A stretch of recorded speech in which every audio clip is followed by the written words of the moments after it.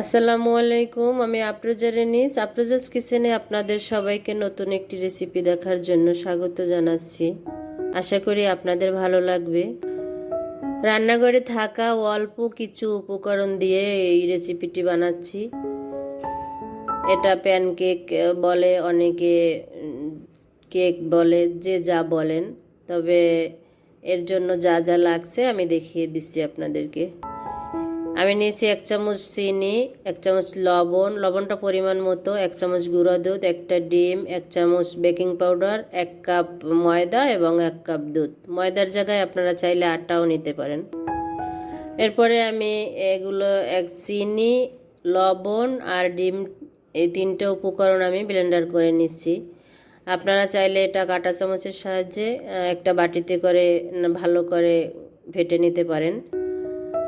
এরপরে শুকনো উপকরণগুলো আমি চেলে নিচ্ছি একটি চালনিতে করে। অবশ্যই শুকনো উপকরণগুলো কিন্তু চেলে নিতে হবে, না হয় একটু দানা দানা থাকবে, কারণে ভালোভাবে ছিদ্র ছিদ্র হবে না কেকটা। এরপর আমি এগুলো আবার ব্লেন্ডারে দিয়ে দুধটা দিয়ে আবার ব্লেন্ড করে এই রকম করে নিচ্ছি। ব্যাটারটা ঠিক এরকম হবে। তারপরে আমি চুলায় একটি প্যান বসিয়ে এখানে 2 ফোঁটার মতো তেল দিয়েছি। তেলটা আমি টিস্যু দিয়ে হালকা করে একটু মুছে নিয়েছি। এখন এগুলো ভাজার পর কেমন হয় দেখুন। এর জন্য আমি এই চামচে করে 1 চামচ দিয়েছি।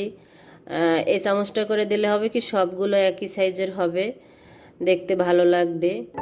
দেখেন 2 মিনিট পর এরকমের ছিদ্র ছিদ্র একটা ভাপ আসবে। তারপর একটু উল্টে আপনাদের দেখানোর জন্য উল্টাই দিচ্ছি, এটা উল্টানো লাগে না। মাশাআল্লাহ, দেখেন কি সুন্দর হয়েছে। এরপর এভাবে পরিবেশন করে দিতে পারেন। এর ভিতরটা দেখেন সফট হয়েছে এবং নরম, যে ছিদ্র ছিদ্র, খুব ভালো লাগছে খেতে। আশা করি আপনাদেরও ভালো লাগবে। যদি ভালো লাগে আমার ভিডিওটি একটি লাইক দিয়ে আমার চ্যানেলটি সাবস্ক্রাইব করবেন প্লিজ। সবাই ভালো থাকেন। আল্লাহ হাফেজ। আসসালামু আলাইকুম।